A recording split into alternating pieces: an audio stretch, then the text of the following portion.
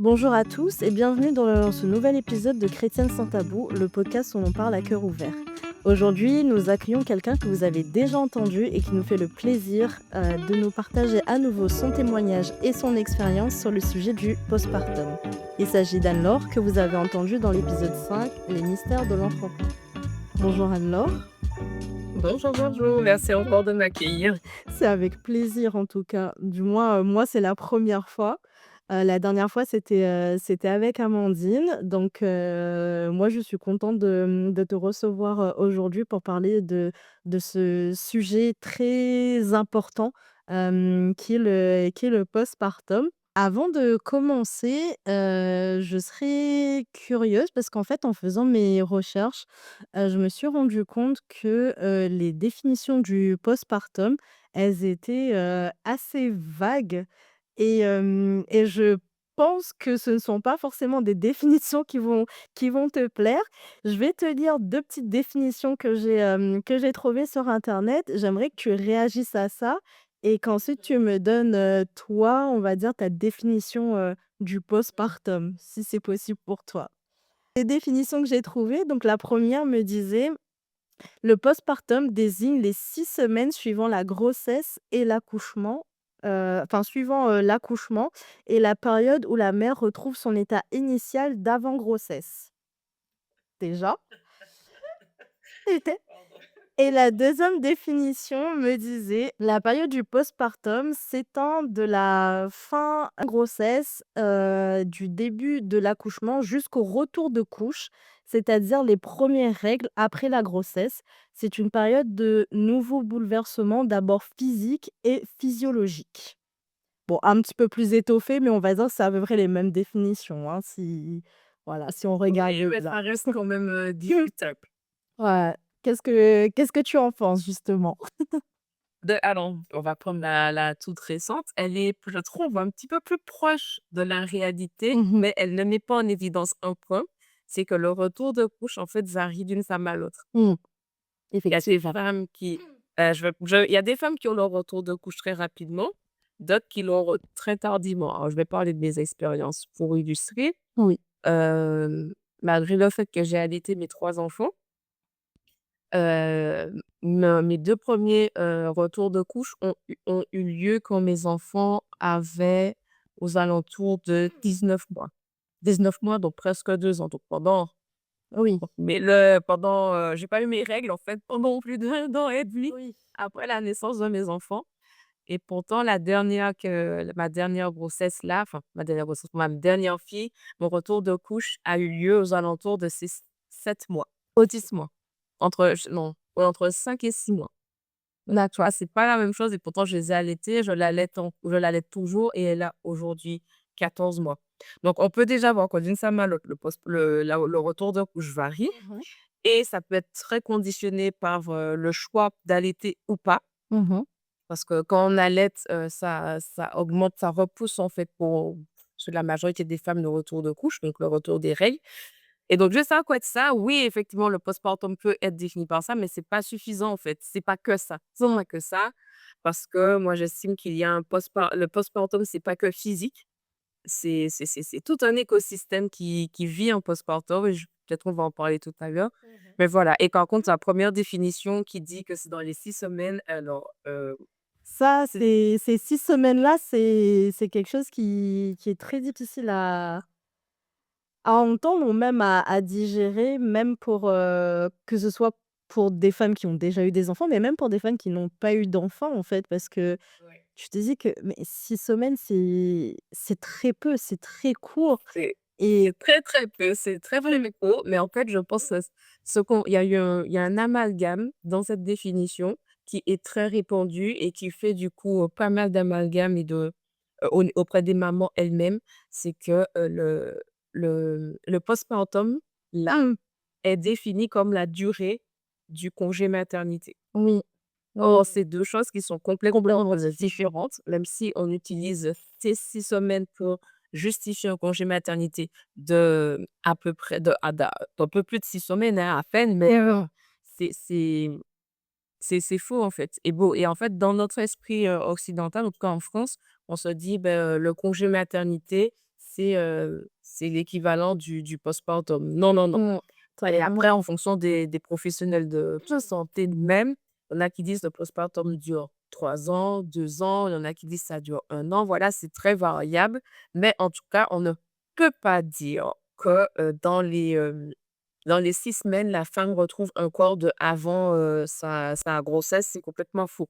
C'est complètement faux. Toutes les mamans qui sont passées par là, quel que soit leur accouchement, diront que le congé maternité est trop court et que de toute façon, on ne redevient pas en 6 semaines comme on était avant, Avant la grossesse. Oui, oui, bien sûr. C'est complètement démesuré et c'est incroyable de réduire, cette période, au fait que, une femme retrouve son corps, d'avant grossesse et que, en 6 semaines, bah, elle doit, retourner travailler d'ailleurs, hein, 6 semaines déjà c'est rien du tout.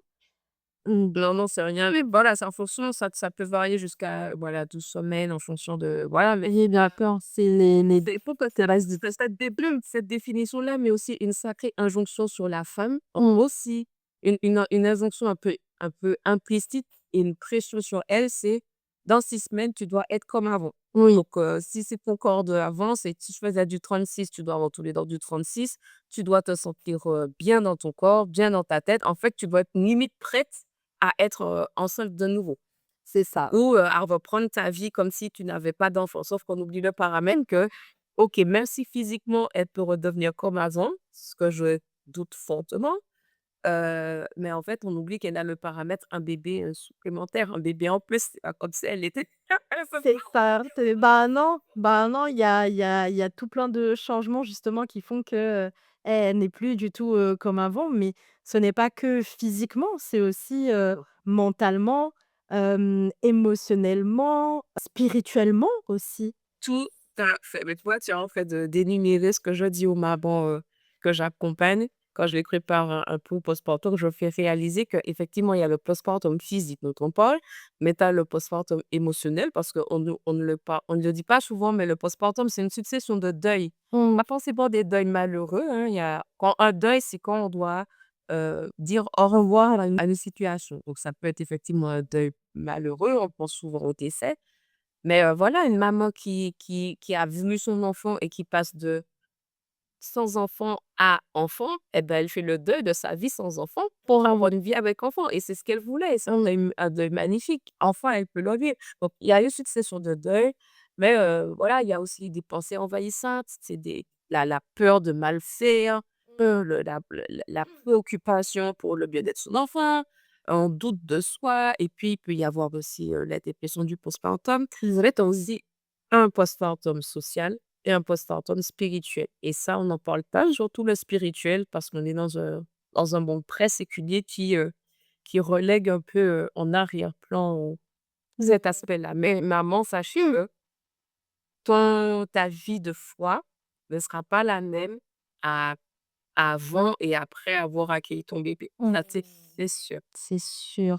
On en parlera, de cet aspect spirituel, un petit peu, après si tu le veux bien. Il y a pas très longtemps justement, j'ai réécouté ton épisode avec Amandine et dans cet épisode, tu disais que justement tu étais, en postpartum à ce moment-là. Est-ce que, là, actuellement où on est en train de parler, est-ce que tu es toujours dans cette phase de postpartum et comment ça va, par rapport à ce postpartum? Bon, c'est vrai que quand j'ai eu Amandine, ma chérie avait, je crois, 6 mois.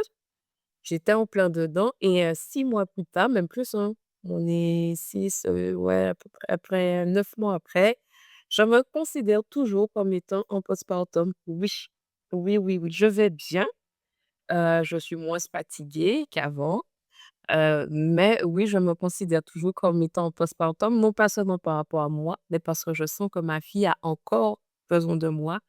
Je sens qu'elle réclame beaucoup et il y a des choses qu'elle réclame que seul moi peux lui apporter Mmh. et il y a des choses que et elle fait partie aujourd'hui de mon équilibre, d'un équilibre que j'ai et que si elle vient pas là, cet équilibre-là, il va être complètement, déstabilisée du fait que j'ai été enceinte, du fait que j'ai accouché Mmh. et donc oui, aujourd'hui, je me considère toujours comme étant postpartum. Voilà, mon corps ressent encore les effets de ma grossesse. Mmh. Je suis encore en train d'accepter qui je suis, qui je deviens. Je suis passée de maman de 2 enfants à 3 enfants. Je suis encore en train de chercher un équilibre, un rythme, et tout ça. Mon couple aussi est en train de continuer de s'équilibrer. Donc pour moi, en tout cas, mon postpartum social, familial, il est toujours là. Dans mon corps, ça, c'est un peu sur la fin, mais oui, honnêtement, oui. Peut-être un petit peu plus près de la fin que Que du du début, début? mais je considère toujours dedans. OK, très bien. La manière dont tu parles, enfin, moi, je relève ça, hein, je suis peut-être à côté de la plaque, mais est-ce que quelque part, dans le postpartum, il y a un côté de dépendance aussi? Alors je dis pas dépendance de manière négative, hein. Est-ce que le postpartum, il y a, un côté, dépendance de la mère à son enfant et l'enfant à la mère, c'est peut-être plus normal si on peut dire ça comme ça? Est-ce qu'il y a un côté, dépendance donc, mère à enfant et enfant à mère du coup? En tout cas, c'est vrai que la présence de l'enfant auprès de sa maman et c'est physiologique et oui, la présence de l'enfant permet un équilibre certain et justement une adaptation plus facile, surtout en fonction de certains choix qu'elle va faire, Mmh. pour, vivre sa vie de nouvelle mère. Oui, c'est ça, il y a un équilibre que la présence de l'enfant permet et c'est pour ça que, là, tu vois, je pense aux mamans qui ont perdu un bébé, notamment tardivement dans leur grossesse, elles vont vivre le postpartum, mais sans leur enfant. Donc, tous les maux qui peuvent accompagner, cette période de la vie après la grossesse, ben, en fait, quand on a un enfant, ben, on c'est encore plus facile, plus évident de conscientiser, de se dire: «Ça valait la peine», d'apprécier et peut-être aussi un peu de minimiser les inconforts, les maux, les douleurs Mmh. qu'on peut avoir à ce moment-là. Mais les mamans qui finalement, vivent ce postpartum et qui n'ont pas leur bébé, c'est d'autant plus éprouvant. Donc je crois vraiment, ne serait-ce que par rapport à l'allaitement, Mmh. il y a les montées de lait, en fait, ont lieu quand il y a pas de bébé, même quand il y a pas de bébé, on peut les optimiser, mais de toute façon, les montées de lait ont lieu et quand il y a pas bébé, pour justement, répondre à cette expression naturelle du corps à donner ce gluten merveilleux élixir que le Seigneur nous permet de sécréter et ben, il y a un sacré mal-être vis-à-vis de la mère parce que la montée de lait peut être douloureuse Mmh. et en plus, elle est avec ses seins engorgés et elle peut pas continuer à donner la vie en tout cas soutenir la vie à travers ça.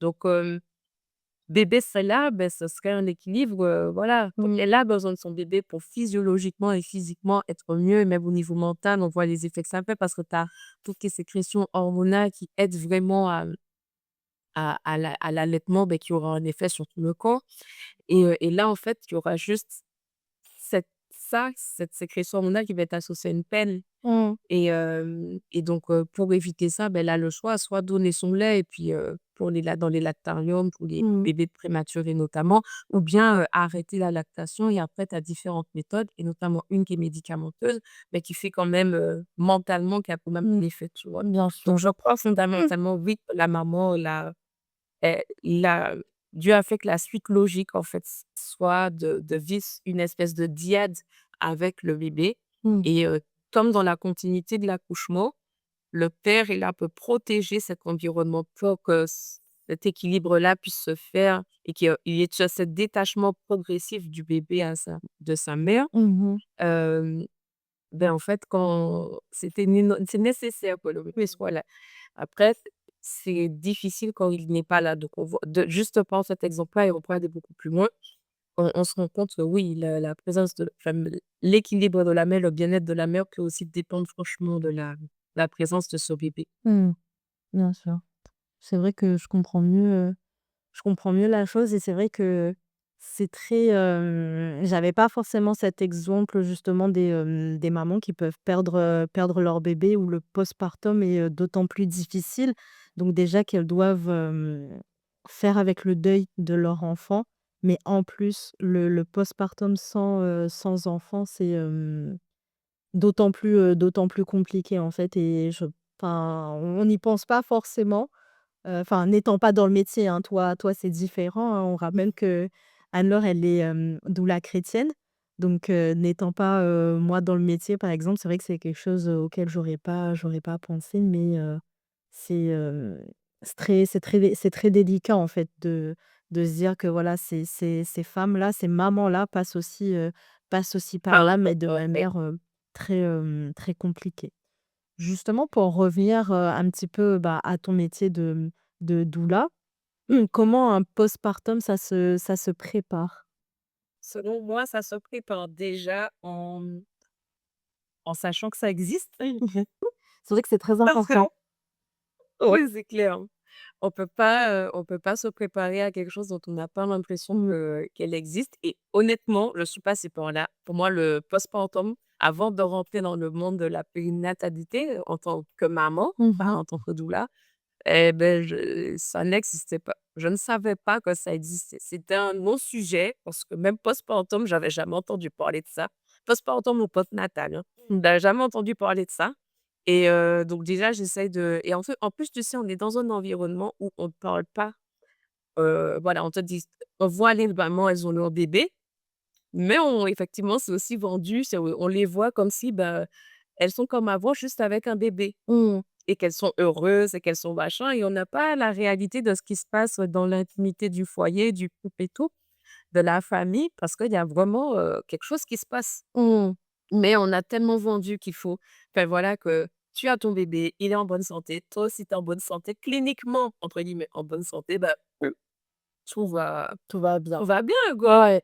Et en fait, c'est pas que tout va pas bien ou que tout va bien, c'est qu'il y a des épreuves auxquelles on ne prépare pas. Très peu de professionnels, du système, d'accompagnement du couvent, enfin, comment dire ça? Du parcours, de périnatal standard, Mmh. ben, n'en parle pas parce qu'on prône l'accouchement comme étant la ligne d'arrivée. Tu vois? Mmh. Une fois que c'est passé, Voilà, c'est bon, tu as ton enfant maintenant, c'est bon, en fait, tu peux, passer à autre chose. Faut le source et voilà, tu as l'objectif est atteint. Alors, en fait, non. Donc je dis aux mamans, le postpartum, déjà, ça existe.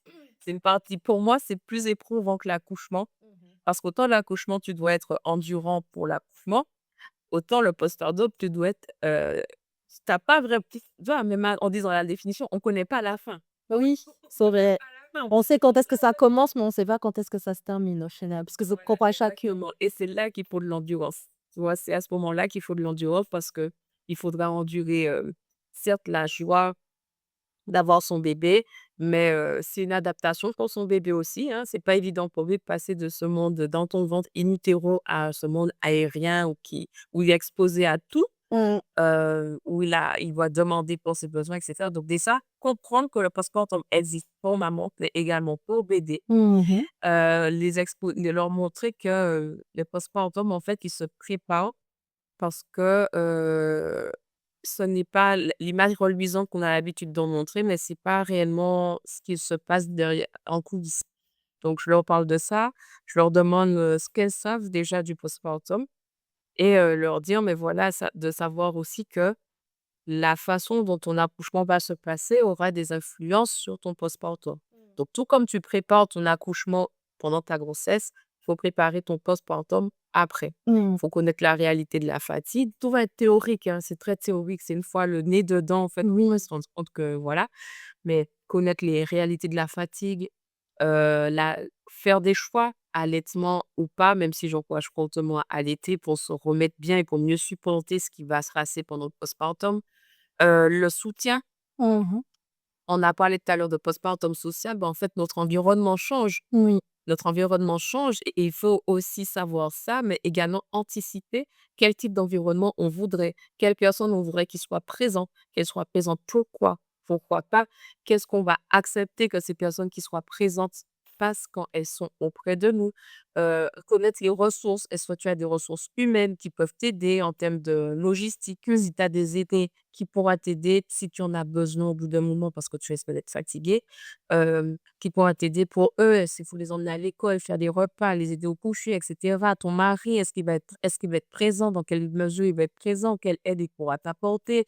Comment préserver aussi son énergie à lui? Parce que c'est même si toi, tu es en postpartum, ton sommeil sera en allaitant sera plus efficace, plus réparateur que lui qui n'allait pas, qui n'a pas toutes les hormones qui l'aident là-dedans. Donc vraiment essayer de donner certaines réalités dont on ne parle pas ou voire très peu quand, on sait les préparations standards et même si on peut pas tout anticiper, Mmh. regarder déjà, réfléchir à la situation, actuelle, vérifier les ressources que l'on a, se donner essayer de répertorier les ressources qu'on pourrait avoir et aussi travailler notamment qu'on a du mal à demander de l'aide, la liste de naissance pour mettre certaines conditions et certaines demandes particulières sur sa liste de naissance. Enfin voilà, j'essaye vraiment de leur montrer que, toute façon, faut éviter de vivre ça seul, que c'est très, très éprouvant et oser demander de l'aide, comment demander de l'aide et lui demander Mmh. et sous quelles conditions et dans des grandes lignes, vraiment Mmh. dans les grandes lignes. Ouais, Donc cas par cas. c'est un vrai projet, en fait, enfin le Oui, oui, oui. Ah oui, oui, c'est un peu projet, même si on peut pas je répète, on peut pas tout anticiper. bien sûr. Voilà. Voir aussi que savoir aussi que l'accouchement peut déterminer la façon dont a une influence sur la suite, mais ça t'amène aussi à réfléchir quel type d'accouchement tu veux. Mmh. Quels sont les avantages et les inconvénients de chacun et en fonction de ça, se préparer aussi à un accouchement en vue de vivre le postpartum que l'on espère. Bien sûr. Donc voilà, tout ça, c'est tout un package qu'il faut, je somme au moins éviter de trop séparer parce que risque de se retrouver un peu dans une nébuleuse comme ça et puis, Bien sûr, pas de pas savoir. se de la tête et surtout préparer le couple parce que, il y a beaucoup d'incompréhension de la part du père et Mmh. de la mère des attentes des 2 de la Mmh. réalité. Il y a près de 50 des couples qui se séparent dans la première année de vie de leur enfant. Parce que justement, il peut y avoir des choses déjà en amont Mmh. et les besoins de chacun ne sont pas compris. La physiologie du corps de la femme n'est pas connue Mmh. et donc, voilà, il peut y avoir du difficulté à danser ensemble dans cette nouvelle, période de vie et le baby clash, c'est vraiment quelque chose qui peut toucher tout le monde, chrétien ou pas chrétien Bien sûr. et ça, c'est primordial de l'anticiper également dans sa préparation postpartum. Mais du coup, toi, quand tu prépares justement, à cette période de postpartum, c'est vraiment le couple que tu prépares ou c'est, la future maman? Parce que le papa a aussi un rôle dans ce postpartum-là. Quel est quelque part son rôle aussi, là-dedans et De toute façon, dans tous mes accompagnements, que ce soit l'accouchement, que ce soit la grossesse, que ce soit voilà, de tous les accompagnements, j'invite vivement le père à être présent mmh. parce qu'il reste un acteur phare, Bien sûr. parce qu'il est Dieu l'a mis protecteur, hein, de son foyer. Donc il faut qu'il soit protecteur de quelque chose, il faut qu'il comprenne ce qui se passe dans ce C'est ça, là exactement. pour être adéquate et ne pas finalement être un peu, enfin Heu, je vais dire peut-être quelque chose qui peut choquer, mais qu'il ne change pas de camp. Voilà, qu'il change pas de camp en cours de route. Voilà, je ne vais pas aller plus loin, je vais juste dire ça comme ça, mais qu'il reste toujours l'allié de sa femme Bien sûr. et de son foyer. Donc oui, j'invite vraiment tout le temps le papa à être présent et en fait ils auront aussi une présence particulière en fonction de leurs choix parentaux. Mmh. Je reprends l'allaitement, hein, désolée, mais c'est dans le postpartum, ça a une place particulière, mais savoir si ta femme va allaiter et comprendre ce dont elle aura besoin pour bien allaiter cet enfant, te donnera une place différente que si vous prenez la décision de nourrir bébé aux préparations commerciales pour nourrissons parce que, vous allez finalement être à la même enseigne si vous choisissez cette deuxième option. Mmh. On n'aura plus certaines hormones et il faudra réussir à jauger tous les 2 d'une certaine manière. Le rôle ne sera pas le même que si maman décide d'allaiter. Donc c'est vraiment en fonction du projet parental des parents que, chacun va prendre une place particulière et moi, quand j'en parle avec en présence du papa, c'est vraiment les idées à je leur donne toutes les pistes Mmh.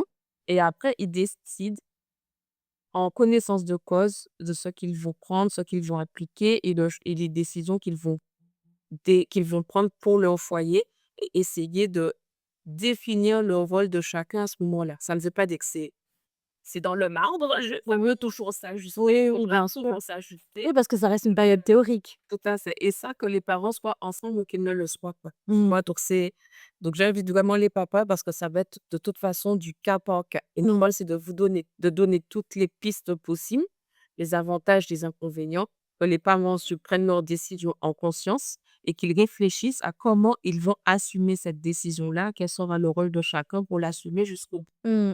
Bien sûr.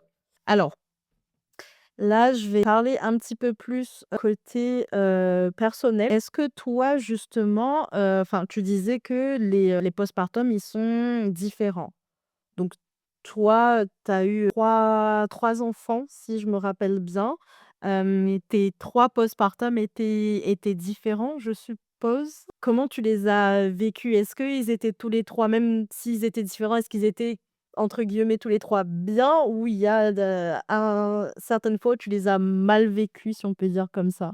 Alors c'est une très bonne question. Alors effectivement, j'ai eu, 3 postpartum. Les tro la le 1er postpartum que j'ai vécu, j'en ai honnêtement, j'ai pas beaucoup de souvenirs. Il y a 2 choses qui m'ont mar 3 choses 3 leçons que j'en retiens. Première leçon, j'ai été, choquée de me retrouver autant isolée. Ah oui? Oui, j'ai été vite isolée, donc faut savoir le contexte, je suis martiniquaise. Mmh. Pour mon 1er postpartum, j'étais en Belgique. D'accord. J'ai accouché, 2 semaines après le départ, de ma mère qui était venue pendant nos vacances Mmh. et donc j'ai vécu ce postpartum-là, seule malgré le fait enfin avec mon mari, Oui. d'office, je le renie pas et heureusement qu'il était là. Ah. Mais en fait, là où j'ai été choquée d'être autant isolée, c'est qu'il y avait j'étais beaucoup entourée par mon église notamment pendant ma grossesse et puis, une fois le bébé est né, en fait, c'est comme si, quand il y a une personne qui m'a dit: «Mais en fait, elle a un bébé, il faut la laisser se reposer» et tout le monde a voilà, je voyais plus personne et j'ai pas trop compris. Ça m'a vraiment surprise et donc 1er postpartum, donc il y a eu l'isolement. Deuxième chose, c'est que, j'étais sans ma famille. Ma mère n'était pas là, j'avais pas de proches, mon mari non plus, on est tous les 2 martiniquais Mmh. et et en fait, ma fille a failli mourir. Elle a failli mourir, elle avait, 7 semaines, elle a eu la varicelle D'accord. et elle a eu une complication de la varicelle, donc 2 complications, ça s'est transformé en septicémie et en méningite Ah oui. et hem et en fait, là, je remercie le Seigneur d'avoir mis la femme, en tout cas en moi, mais dans toutes les femmes, hein. Oui. À ce moment-là, ça s'est exprimé. Chez toi? En tout cas, à ce moment-là, ça s'exprimait chez moi alors que les médecins m'avaient dit de rentrer chez moi. Le lendemain enfin, je suis retournée parce qu'elle avait de la fièvre, elle avait pas tété de la journée et tout ça Mmh. et en fait, on nous a d'office hospitalisés. On nous a dit: «On allait vous appeler d'ici 1 heure ou 2 parce qu'on voyait dans les examens qu'on a fait avec, qu'il y avait une bactérie qui commençait à se développer». Donc Dieu m'a inspirée de retourner et donc on est arrivé beaucoup plus tôt avant qu'ils nous appellent et donc voilà, on l'a prise en charge. Aujourd'hui, elle va bien. Bien sûr. Hem et ça, en fait, je remercie Dieu dans un sens d'avoir été un peu isolée parce que en fait, ça a aiguisé mon instinct parental et ça m'a permis de prendre mes marques avec ma fille avant que d'autres personnes ne viennent, notamment, parents ne viennent et puis avec leur expérience, essayent de prendre la main sur, moi et sur, nos habitudes et sur ma fille et tout ça et veulent imposer leur façon de faire. Donc dans un sens, cet isolement m'a choquée par rapport à mon église où non qui ont pas capable de proposer, d'aide ou ou voilà, même s'ils ont donné des cadeaux, des machins, je dis pas ça, c'était de gentilles attentions, mais le concret, qui aurait été nécessaire, utile, Mmh. je l'ai pas eu. Mais mine de rien, dans un sens, ça m'a permis avec mon mari de de construire notre foyer, si c'est un bout de quoi. Mmh. Et puis être exposé à une expérience aussi, mais très, très, enfin, très éprouvante, Mmh. mais à nous aider à de compter que sur nous et sur le Seigneur et à aiguiser notre sentiment, notre, instinct parental Ouais. et donc dans ce sens-là, ça a été bien et c'est les seuls souvenirs que j'ai de ce postpartum. Il y a eu plein de choses, hein, mais c'était difficile, hein, il y a eu d'autres problèmes de santé et tout, mais voilà, c'est les leçons que je retiens de ce je retiens celui. Mmh. 2e postpartum, j'ai été, aussi esseulée, mais moins parce que, ma mère a pu venir peu de temps après la naissance de mon fils et mais on était en période de déménagement, en période covid. Ah, On se c'est voilà. on et et donc ça a été, autre chose, ça a été éprouvant parce que, en fait, on a j'ai pas eu de repos, spirituellement, on a été éprouvés, logistiquement, on a été éprouvés, physiquement, c'était quelque chose aussi. En plus, c'était en hiver, donc Ah oui, voilà, la totale. la totale et en fait, dans ce postpartum-là, j'ai fait une dépression du postpartum que j'ai pris énormément de temps à constater, mais j'ai été moins isolée cette fois-ci, malgré la distance avec, mon église. J'ai eu des amis qui ont vraiment fait des déclassements et qui, elles, m'ont mise sur la piste de: «Est-ce que tu es pas en train de faire une dépression?» Et ça se manifestait par, des pleurs, un moral très sombre, des pensées, morbides. Mmh. Je disais à mon mari: «Il faut pas et quand je sors, parce que s'il y a un accident et que je me retrouve face à la lumière, tu vois, les gens disent qu'il y a la lumière, Ouais, je dis: «Mais prie pour ça parce que s'il y a la lumière, je vais aller vers la lumière. Je ferai pas en sorte de de rester mmh. vivante, de revenir, non, j'irai vers la lumière». J'ai appelé mon mari à l'aide, il savait pas trop quoi faire Mmh. et ça a duré quand même pendant, plusieurs mois, presque un an. Mais Dieu m'a montré en fait que cette dépression était certes due à un contexte, émotionnel, assez fragile, un contexte familial particulier, mais aussi à cause D'accord. de carences nutritionnelles et je me suis complémentée et en moins d'un mois, ça a disparu, mais entre-temps, ça a laissé des dégâts et mon dernier postpartum, c'est celui-là, génial. Génial. Ah bah, écoute, tant mieux. Merci Seigneur, écoute. Non, ouais, franchement, oui, mais là, vraiment, pourtant, j'étais dans un contexte de déménagement aussi. J'ai quitté la Belgique 15 ans que j'ai dû mettre en contexte, ça et là, j'ai eu un accouchement, mais parfait. Je me suis remise sur pied, mais dans la demi-heure qui suit le truc, j'étais bien, j'allais prendre mon linge, mais j'étais Ah oui, très bien ah oui, rien à et voir. pour le coup, j'étais, chez ma mère et autant les premières fois, ça n'avait pas été, autant là, ça s'est super, super bien passé. Sa présence a été un soutien. Celle de mon mari a été idéale. Hem, voilà, j'ai trouvé le postpartum qui me convenait et je l'ai préparé en amont D'accord. et aujourd'hui, maintenant que j'y suis toujours, Oui. je le vis très, très, Très, très bien. très bien. Mais est-ce que c'est, le fait d'avoir eu, d'autres postpartum avant qui fait que celui-là, tu le vis mieux? Enfin, d'avoir vécu ces postpartum et de te dire: «Ah ça, je sais entre guillemets que ça va pas marcher, ça, il vaut mieux faire comme ça» ou c'est, vraiment, ton expérience professionnelle qui fait que tu as ces connaissances qui font que tu gères mieux la chose, si on peut dire ça comme ça? Beh, je pense un peu des 2. Mais je crois qu'il n'est pas nécessaire de passer par, des postpartum plusieurs postpartum avant de vivre le postpartum qu'il nous faut. Je pense hem, que le témoignage des unes et des autres est précieux et peut vraiment anticiper cela pour que dès le premier postpartum, on en ait une bonne image D'accord. et donc C'est important, hein, de se dire ça pour les femmes qui n'ont pas encore d'enfants, qui connaissent justement plein de personnes qui ont des enfants, qui ont des témoignages différents et qui se disent: «Ah, le postpartum, ça fait peur» et cetera et tout. Mais, il suffit justement d'avoir de bons témoignages, de bons retours et de justement, comme tu disais, depuis le début, de se préparer pour que savoir, un postpartum idéal, si on peut dire ça comme ça. Alors je sais pas, peut-être pas parfait, mais qui te convienne, on va dire ça comme ça. Exactement, qui te conviennent et tu sais, même les tristes expériences des autres, hein, ça peut vraiment être, ça peut vraiment aider, ça peut vraiment, avertir, en fait. Ça peut Mmh. vraiment avertir et je pense que tu sais, il y a un verset qui dit, je sais pas si c'est dans Tite, je crois, ou dans Timothée, où, on te dit, que on demande aux femmes d'un certain âge, on leur demande d'apprendre aux jeunes femmes à aimer leur enfant et aimer leur mari. Mmh. C'est, là où ce verset-là me parle pour le postpartum, c'est que c'est la notion de témoignage.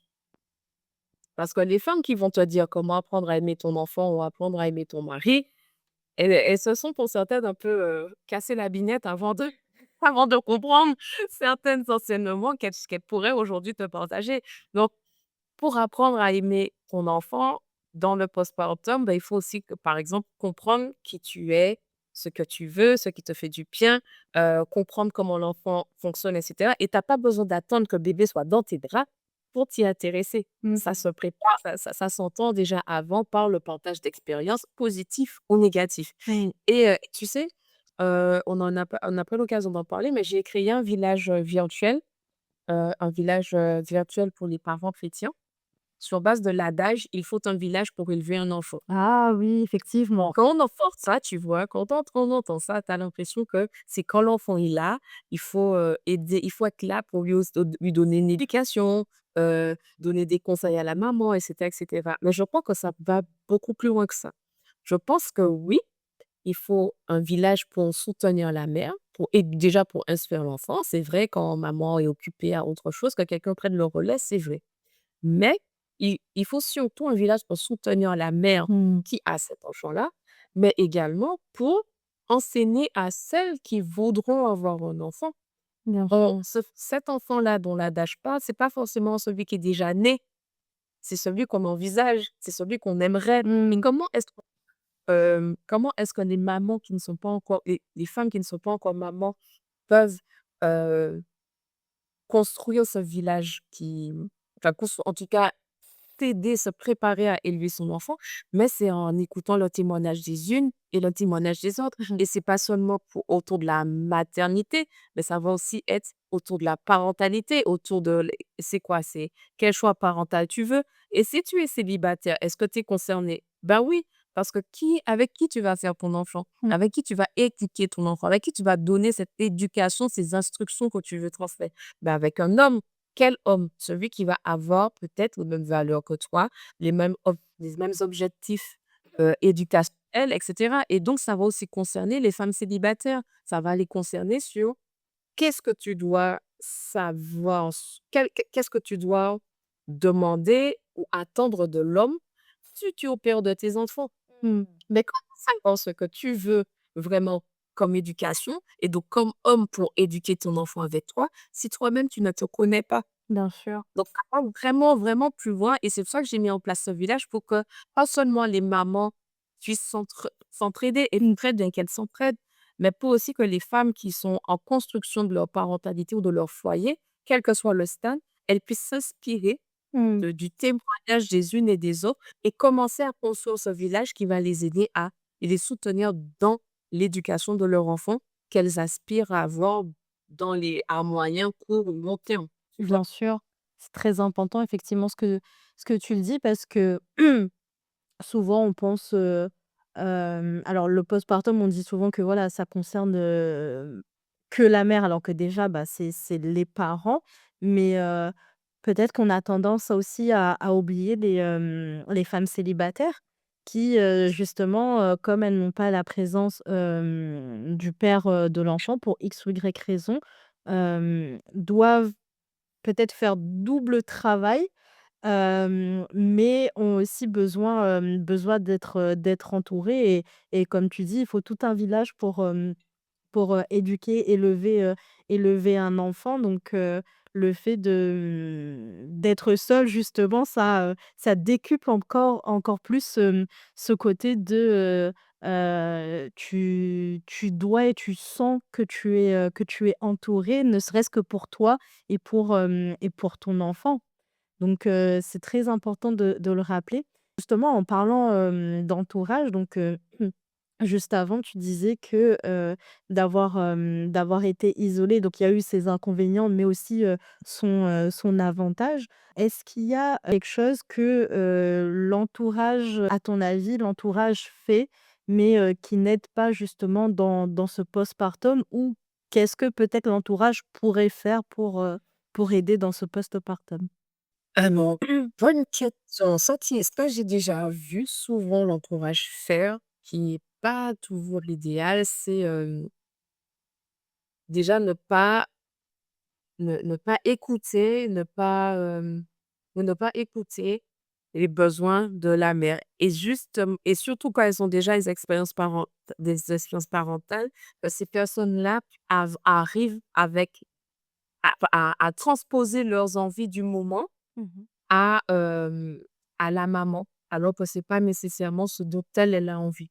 Donc c'est, un quelque chose qui est assez courant, le fait de transposer ses envies à soi sur la mère, ne pas être attentif ou écouter ce que la mère ferait avoir, ne même pas lui demander ce qu'elle voudrait ou lui: «Comment vas-tu?» Parce que le postpartum tourne beaucoup autour du bébé.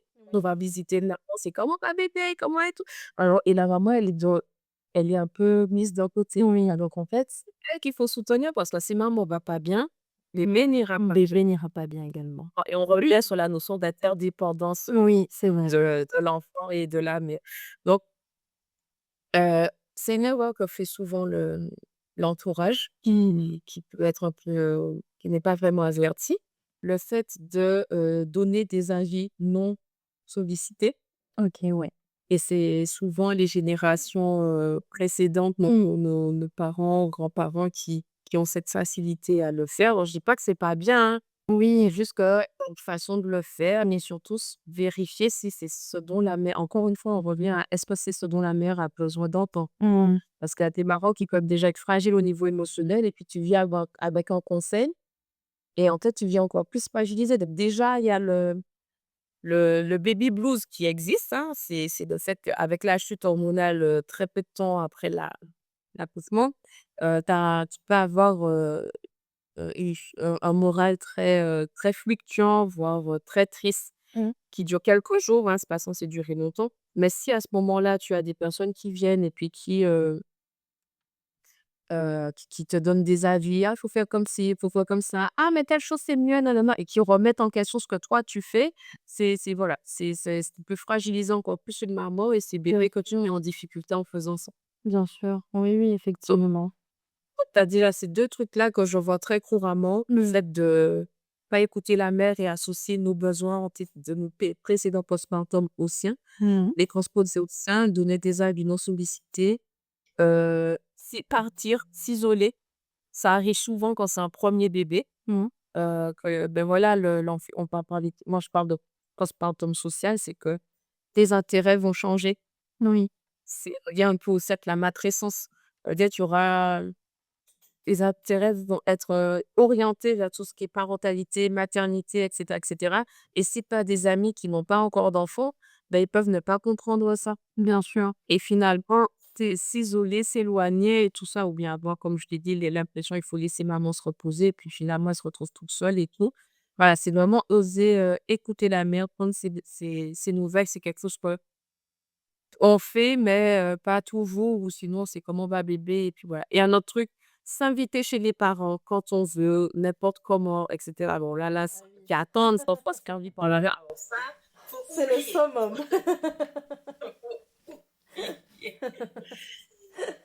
Alors, bon pour aider, c'est oser demander régulièrement à la maman comment est-ce qu'elle va. Accepter que la mère ne réponde pas. Voilà, ne pas le prendre de manière personnelle, mais il y a des fois, beh, avec la mémoire qui vacille, Mmh. c'est mommy brain, il y a l'expression comme ça en anglais qui dit ça. Mommy brain, c'est vraiment c'est physiologique. L'intérêt, la concentration et l'énergie de la mère se concentre sur le fait de s'occuper de son enfant. Donc il y a plein de choses, surtout si elle a d'autres enfants, qui risquent de passer à la trappe. C'est pas contre vous, c'est juste, qu'elle oublie. C'est Mmh. normal, ça arrive. C'est pas ça va pas durer, ça compte dans le temps qu'il faut pour revenir, mais voilà.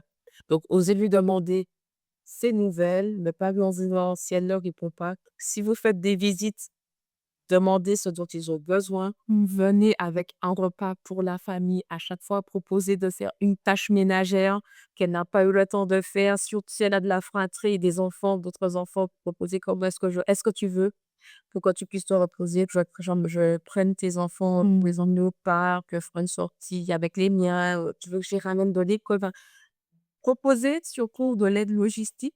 Acceptez qu'elle dise non Mmh. et si elle vous dit oui, tenez votre promesse. Tenez votre engagement. C'est très important. Et puis, écoutez-la, franchement, écoutez-la. Elle a vécu quelque chose d'extraordinaire. Quand on donne la vie, c'est pas rien. On est entre la vie et la mort. Que ça se passe bien ou que ça se passe pas bien, c'est des sensations que voilà, c'est pas rien, c'est le miracle ultime. Oui. Même la science, elle ne peut pas expliquer ça. Cet événement, c'est l'apothéose de l'œuvre divine, c'est à travers le corps de la femme. Elle est avec un truc extraordinaire. Donnez-lui un sas d'expression où elle peut dire ce qu'elle a vécu, positif ou négatif. Écoutez-la. Écoutez-la, écoutez-la, écoutez-la. Et écoutez le papa aussi. Surtout, souvent, ils sont mutis, ils disent pas grand-chose et on les oublie. Mmh. Ils ont des choses aussi à dire. Messieurs, si vous avez des copains qui sont papas, répondez et posez-leur des Mmh. questions pour savoir comment ils vont. Leur santé mentale doit être aussi préservée. Oui. Messieurs, interrogez, votre entourage, papa. C'est important de prendre soin de la maman, c'est très important, mais je pense que c'est déjà très commun. Alors peut-être que c'est pas fait de la bonne manière, mais on aura plus tendance à s'intéresser peut-être au bébé et à la maman et peut-être moins, au papa. Donc prenez soin aussi, des papas. Prenez soin de toute la famille, voilà. Les parents et tous les enfants qui sont déjà là, il faut vraiment prendre soin de tout le monde, que tout le monde, soit pris en considération à sa juste valeur, que chacun puisse être, écouté pour que, justement tout puisse se passer au mieux pour la petite famille dans ce chamboulement, hein. Parce que qu'importe si c'est ton premier enfant, deuxième troisième ça reste un chamboulement. En fait, c'est une personne qui se rajoute, une personne à part entière qui se rajoute, donc c'est important de prendre ça en compte. Mmh. Vraiment, c'est un ouais, c'est un ouragan, c'est une tornade, le postpartum. Mmh. Vraiment, c'est vraiment c'est un chamboulement. Ça peut te fracasser.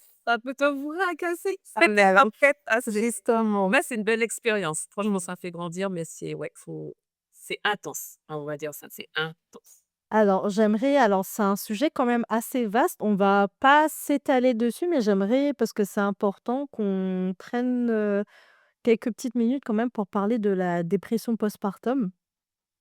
Hem, est-ce que, donc toi, tu as vécu une, dépression postpartum, tu disais. Est-ce que, en tant que doula, tu accompagnes aussi sur les dépressions, postpartum ou vraiment là, c'est un domaine où plutôt tu vas les rediriger vers des médecins? Alors la dépression postpartum étant une pathologie, hein, de la santé mentale, j'accompagne, mais je ne substitue pas du tout, du tout, du tout, un suivi psychologique, Mmh. voire psychiatrique. En fait, pour je considère que la la périnatalité est un domaine où il faut avoir un réseau pluridisciplinaire. Donc la doula, elle est là pour, soutien émotionnel, logistique, pour du bien-être Mmh. dans toutes les sphères, mais elle n'a pas l'approche médicale. Donc la sage-femme à sa place. Quand il y a un souci, de santé mentale, comme dans la dépression du postpartum, nous, on peut être là pour détecter, en fait, les signes avant-coureurs et on va être particulièrement attentif s'il y a déjà eu il y a des antécédents de dépression, que ce soit dans la famille, que ce soit en dehors de la du postpartum. C'est ça, le fait de dépression par dans le passé expose en fait à une dépression du postpartum. Pareil en fonction, certains accouchements favorisent la dépression du postpartum. Par exemple, l'injection d'ocytocine de synthèse augmente le risque de dépression du postpartum. Donc ça, il y a quand même pas mal de choses à considérer Mmh. pour être particulièrement auquel faut être particulièrement vigilant. D'acc Mais bon, donc je peux être vigilante à ça, d'autant plus que heu, au départ, je suis ergothérapeute et j'ai travaillé en psychiatrie et j'ai travaillé aussi avec des personnes, et les personnes âgées. Mmh. Donc la dépression, c'est quelque chose auquel, ben, voilà, j'ai déjà été confrontée dans mes expériences professionnelles antérieures. Mais quand je détecte un truc, je mets déjà la maman en garde. Mmh. J'en parle aussi dans la mesure du possible au mari et je recommande, vers un professionnel, Personne. un psychologue premièrement et le psychologue après il verra s'il faut rediriger vers un psychiatre ou quoi. D'accord, oui, Mais je ne substitue pas du tout, je suis là un peu bien comme, sûr. détecteur Oui, avant, voilà, oui. d'être ça, je pose pas de diagnostic et je ne donne pas de suivi. Je réoriente, j'encourage à consulter. Oui.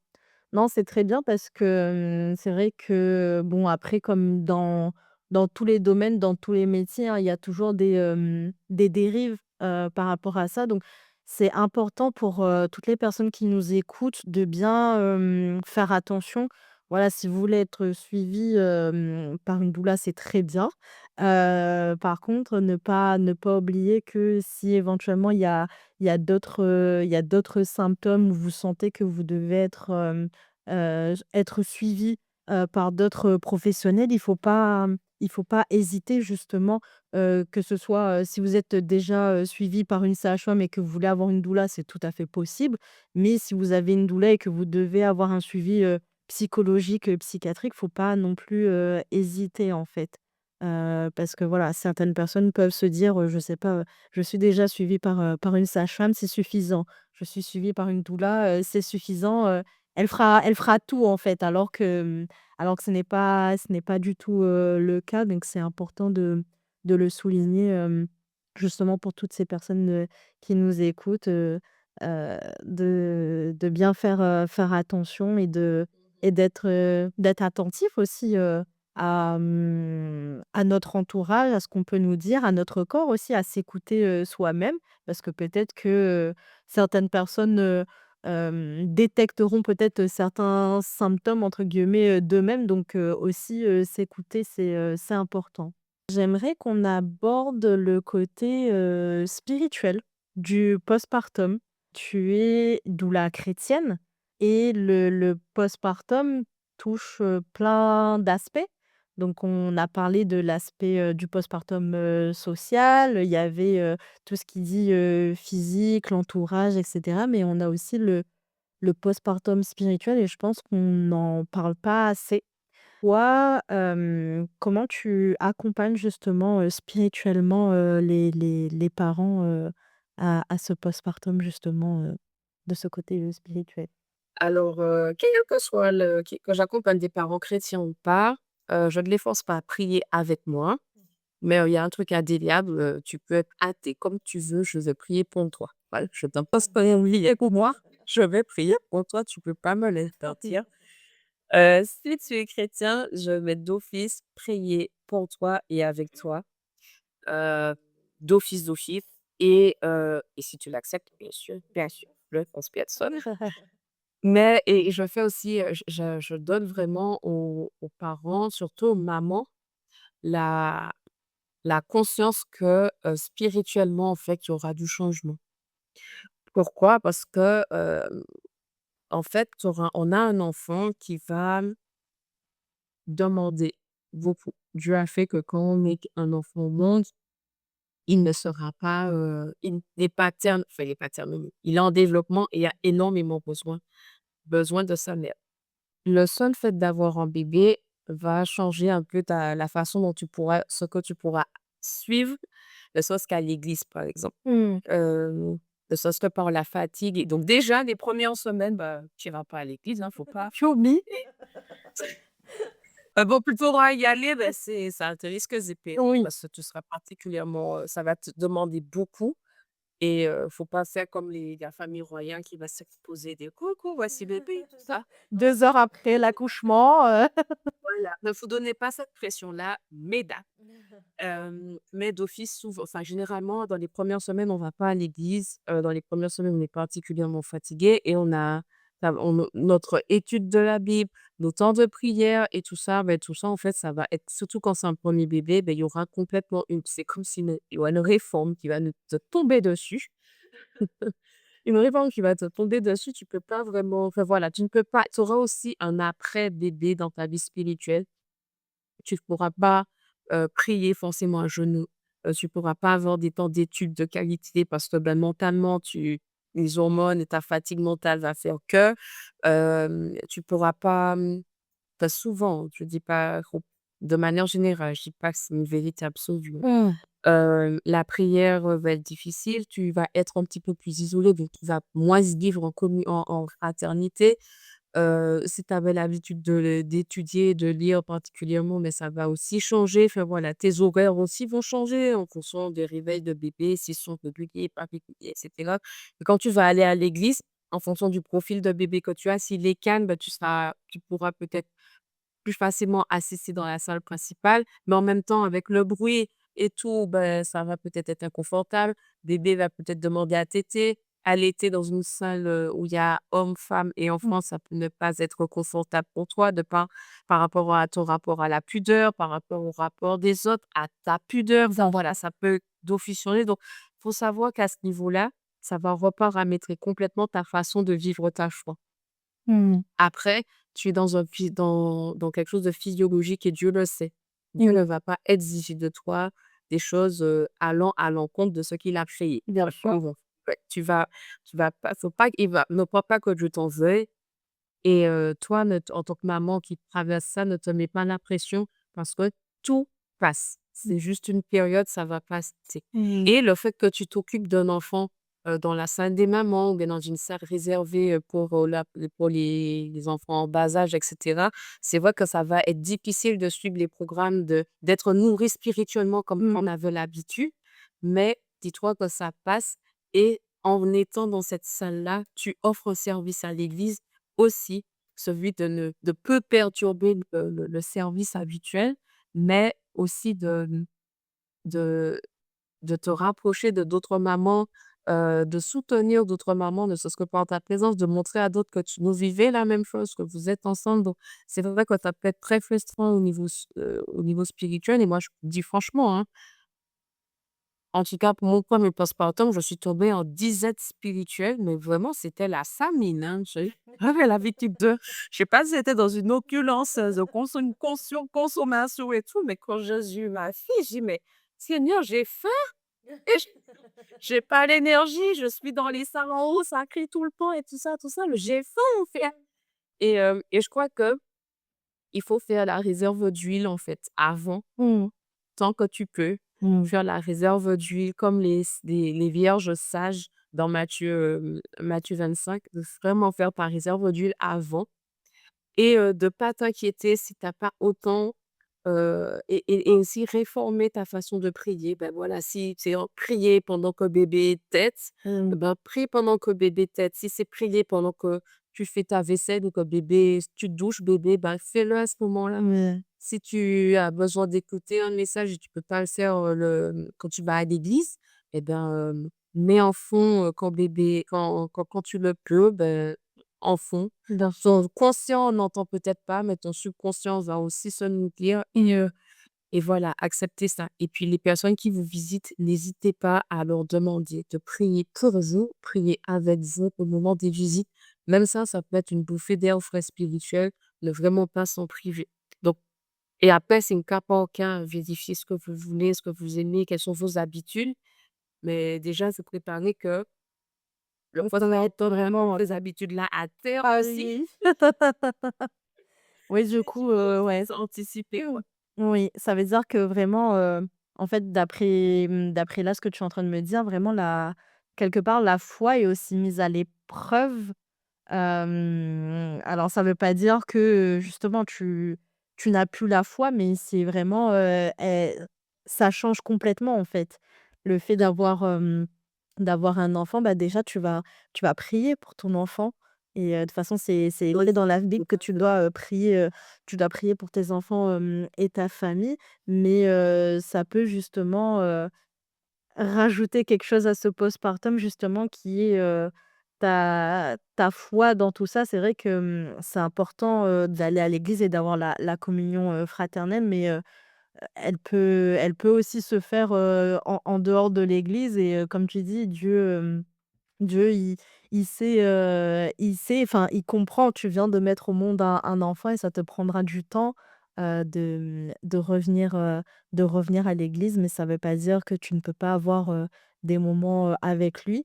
Ces moments seront peut-être différents, mais peut-être plus forts aussi justement parce que comme, tu pries pour ton enfant, ça c'est encore plus fort, je pense. Enfin, peut-être que toi, tu pourras mieux le dire, mais je Ouais, pense que c'est, ça va. Donata, c'est très, très vrai ce que tu dis et en fait, il faut se rendre compte que à ce moment-là, Dieu t'enseigne par un autre média, par un autre biais. Il t'enseignera par tout ce que tu choisiras, mais le seul fait d'élever ton enfant, mmh, ça va t'apprendre tellement le fait d'avoir un enfant, en fait, ça va t'apprendre tellement sur le caractère de Dieu, sur le caractère de parce que vraiment j'entendais ça avant, je dis: Ouais, avoir un enfant, c'est quand où la Bible te révèle déjà, qui est Dieu, comment il fonctionne, en quoi le fait d'avoir un enfant va t'apprendre plus à non, non, non. Parce qu'en fait, quand tu as un enfant, tu comprends la tu position te de Dieu. retrouves dans la peau de Oui. Dieu. Parce que tu te retrouves à être celui qui va pourvoir à tous les besoins d'un petit être, Mmh. qui n'a rien demandé au départ, qui va après au fur et à mesure des âges faire n'importe quoi et tu vois quand il à être fidèle, à lui montrer la voie, à faire preuve d'amour, à faire preuve d'abnégation, un don de soi particulier, tout comme Dieu a donné Jésus-Christ pour nous racheter, toi tu dois donner tout ce que tu as, hein. J'ai pas ça comme une injonction, mais en fait Oui. vraiment, la façon dont la parentalité, la maternité va te faire complètement changer de canal par lequel Dieu va t'enseigner principalement. Tu Mmh. vas retrouver tes études de la Bible, tu vas retrouver tes temps de louange, tu vas retrouver tes temps de prière en communauté et cetera, mais tu seras tout le temps inspiré, enseigné par ton rôle de parent. Mmh. Donc vraiment tu auras une réforme au niveau spirituel, tu auras un postpartum spirituel, mais ce postpartum spirituel te prépare, enfin t'enseigne beaucoup sur le caractère de Dieu et te prépare à en apprendre toujours, toujours, toujours plus. Vraiment, c'est les mamans les jeunes filles qui sont pas encore mamans, qui comprennent pas ça. Attendez, vous verrez. Attendez, vous verrez, vous verrez Ah ouais. et vous reviendrez sur cet épisode et dire: «Ah, je comprends mieux». Vous repenserez à nous pendant cette Ah conversation-là. ouais, clairement. Il y a Non, une jeune fille qui est passée par là qui vous le dit. Franchement. c'est un vrai témoignage. Ah ouais, c'est ouais, non, vraiment, ça t'apprend une humilité là, mais je me te dis pas la calotte que j'ai prise. Mais bon, je me relève. Bien sûr, bah, oui. Oui, bah, il est là pour ça, mais effectivement, c'est vrai que le fait d'endosser quelque part, ce rôle que lui, il a envers nous, à travers, nos enfants, c'est vrai que je pense que tu te remets beaucoup en question en tant que parent, en tant que chrétien, en tant qu'enfant de Dieu et tu te dis: «Ah, Seigneur, tu passes sur beaucoup de choses, hein, me concernant quand même, hein, quand».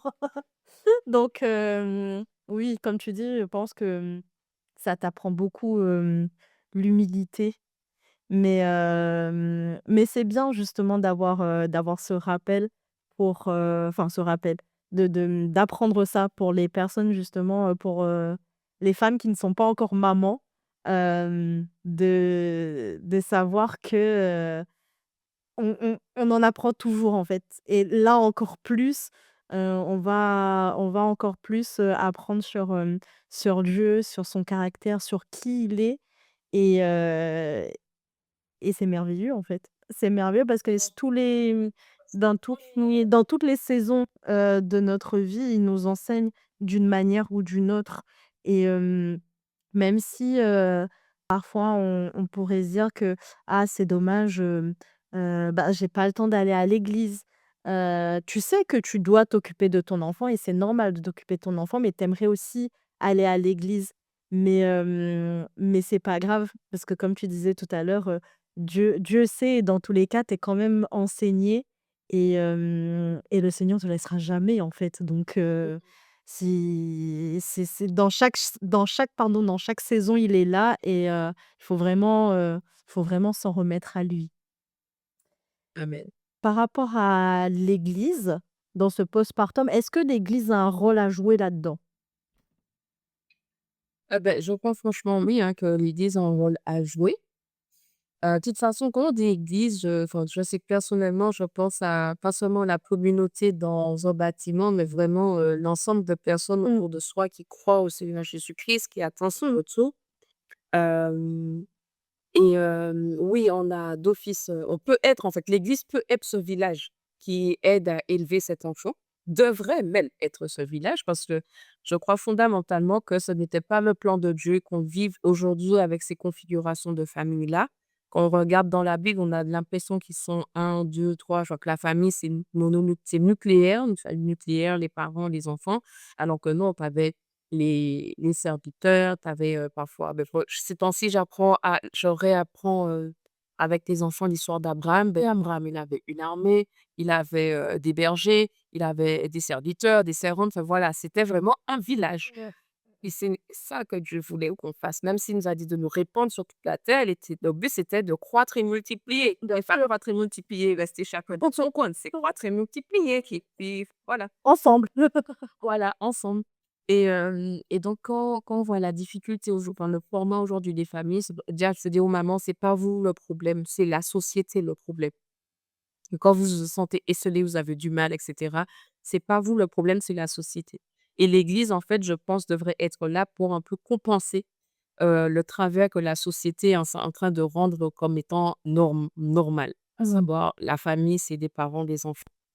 Et elle devait soutenir notre église devait être particulièrement sensible aux femmes, enceintes, aux femmes, dès en fait, dès la grossesse parce que, beh, le postpartum n'est qu'une continuité et donc être attentive à leurs besoins, à leurs demandes, heu, être, toujours un refuge spirituel quand il y a de la fatigue et cetera. Proposer aux femmes un endroit où elles peuvent vraiment exprimer ce qu'elles ressentent, ce qu'elles vivent, sans jugement, sans tabou, sans crainte. Parce que oui, mesdames qui ont de l'expérience, les femmes âgées, doivent être un soutien et doivent apprendre comment aimer son mari, comment aimer ses enfants. Mais, attention que de cette sagesse-là ne sortent pas non plus des jugements, de valeurs parce qu'on Mmh. fait différemment de Bien sûr. d'accord?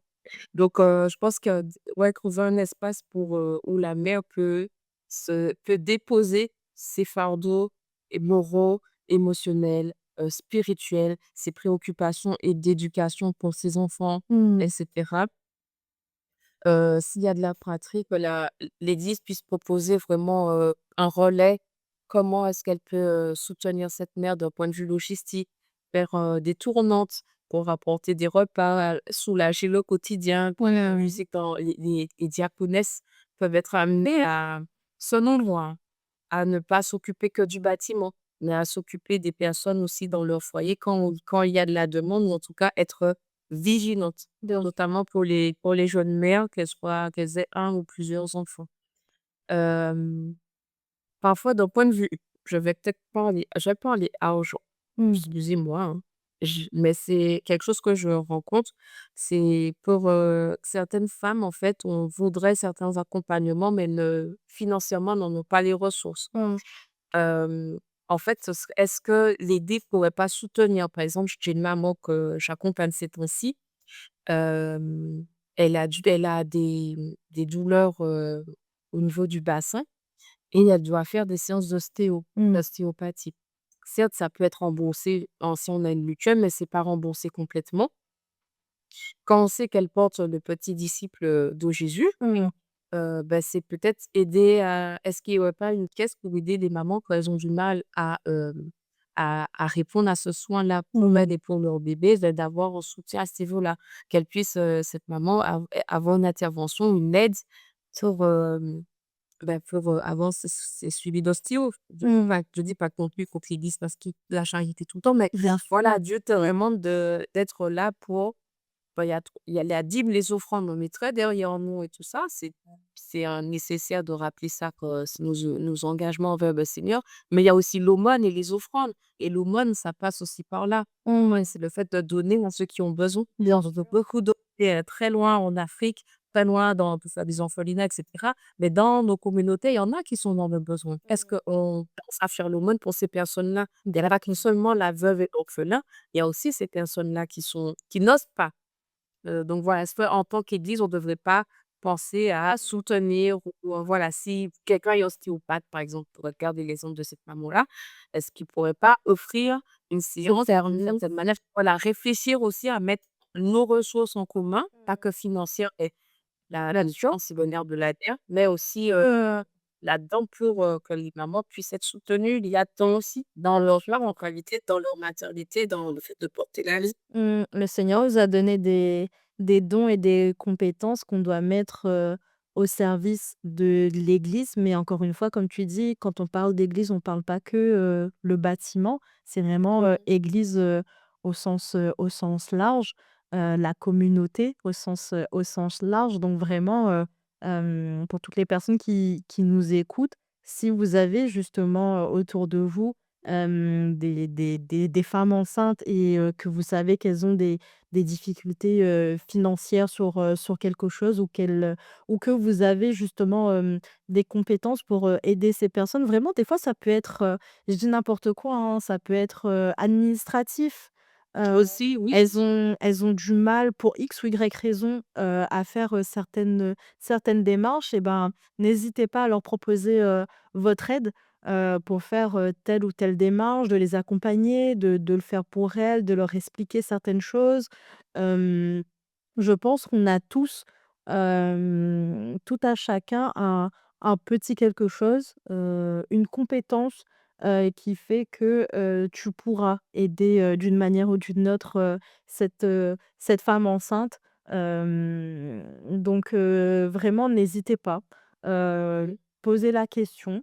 Voilà, posez la question et puis, bah, voilà, si elle vous dit non, c'est pas grave, mais au moins vous aurez fait cette démarche, ce pas qui fait que, voilà, vous savez que vous avez fait votre part et ça n'empêche pas que peut-être cette femme, viendra vous voir, peut-être un peu plus tard et se rappellera que: «Ah oui, telle personne m'a dit que, elle pouvait éventuellement m'aider sur telle ou telle chose», donc c'est important. Tu parles du côté financier, effectivement, ça peut être, tabou aussi dans certaines églises, hein, de parler d'argent. Tu dis que, comme tu dis, on parle souvent de la dîme, hem, enfin pour les églises en général, mais c'est vrai que, parfois, est-ce que, c'est bien, réparti, après? Est-ce que, voilà, on regarde vraiment, dans l'église les besoins qu'il y a d'abord avant d'aller aider, alors c'est bien d'aller aider, tout le monde, hein, partout dans le monde et tout, je n'en disconviens pas. C'est vrai, on dit par le contraire, hein, pas du Pas du tout, pas du ouais, mais il y a un verset dans la Bible qui te dit, hein: «Vous donnez la dîme de tout ce que vous voulez, mais vous oubliez, vous négligez vos parents» et cetera. mmh, C'est en l'occurrence, ces personnes qui sont le plus proches, ces personnes aussi dont on est redevable et cetera, mais c'est pour les proches. Donc Dieu ne dit pas que c'est pas bien de bien penser, hein, mais qu'il faut pas non plus tomber mmh, dans dans dans une forme d'hypocrisie en donnant la dîme de tout et en étant faussement pieux parce que finalement, on néglige ceux qui sont dans le besoin et qui nous sont très proches. Exactement. Donc n'hésitez pas à demander, voilà, si vous avez, Exactement. une, une femme enceinte, autour de vous, je suis sûre que vous trouverez, un moyen, de d'aider cette personne, une barquette, de l'administratif, de l'écoute, n'hésitez pas, en tout cas. Mais, justement, ça me fait demander et également, te poser la question, justement, est-ce que tu penses que, dans les milieux chrétiens, est-ce qu'on parle assez, justement de santé mentale, heu au sein, ouais, dans le milieu chrétien, au sein des églises, est-ce que tu penses que c'est un sujet, qui est tabou ou que ça se développe quand même assez d'après toi?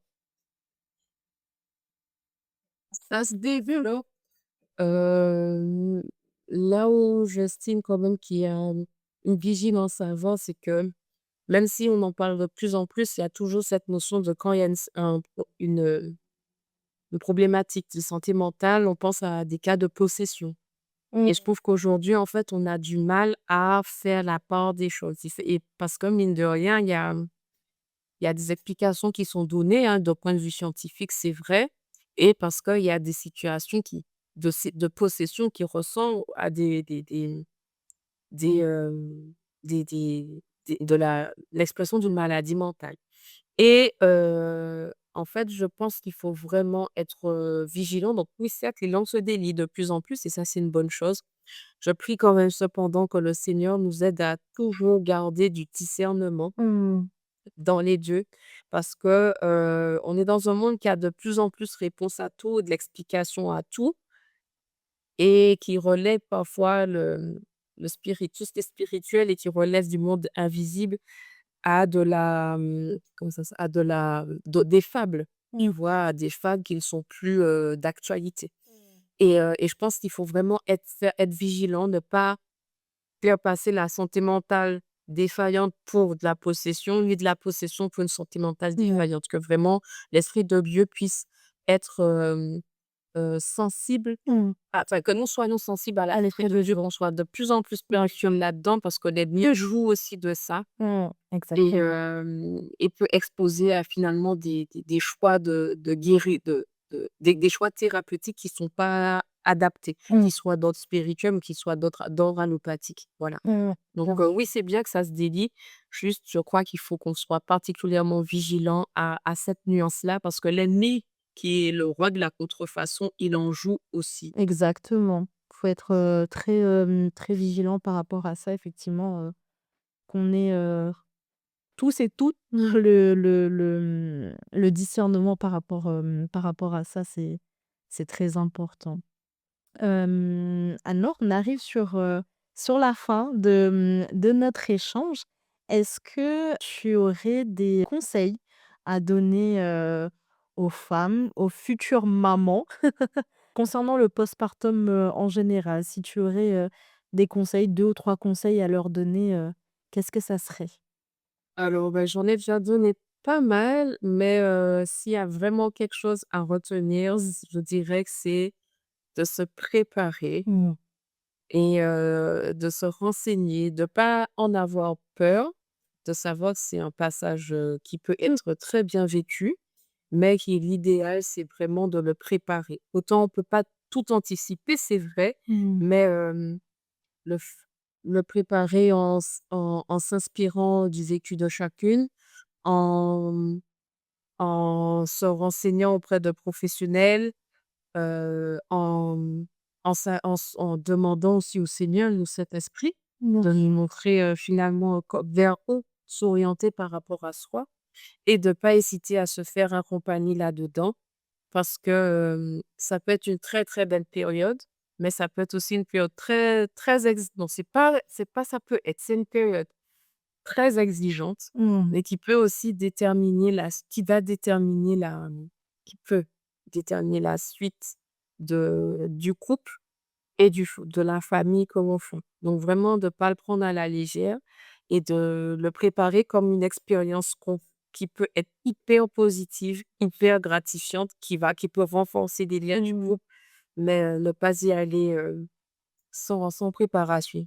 Mmh. Voilà, c'est plus facile d'anticiper que de rattraper, les Bien défauts sûr. passés. Ouais, c'est mieux effectivement, effectivement. Écoute Anne-Laure, bah, merci beaucoup. Merci pour cet échange, Merci pour pour l'invitation, j'ai vraiment apprécié aussi. oui, pour tous ces conseils, ces témoignages. J'espère vraiment, je sais pas, j'espère, je pense vraiment que cet échange et tous ces conseils, serviront, pour les mamans, pour les papas aussi qui nous écoutent, pour les futures mamans, celles qui n'ont pas d'enfants. Vraiment, je pense que tout ça est très bénéfique et vraiment un grand merci pour ces mots et et ces témoignages, Anne-Laure. Merci beaucoup encore Aurélie de cette expérience et que Abigail puisse être encore une bénédiction pour toutes celles qui écouteront notre Amen, amen. Merci beaucoup. Merci à toutes les personnes qui nous ont écoutés. J'espère que vous avez vraiment apprécié, cet épisode et on se retrouve pour un prochain épisode. À bientôt. Tu souhaites partager autour des menstruations et de leur signification biblique. Tu as eu des addictions. Tu vis ou tu as été obèse. Si tu es concerné, sache que ton témoignage peut édifier et encourager. Et même si tu n'es pas concerné et que tu souhaites nous partager ton témoignage, écris-nous par mail à l'adresse suivante contact@abigail-du6project.org ou sur notre page Instagram Abigail Project. À bientôt.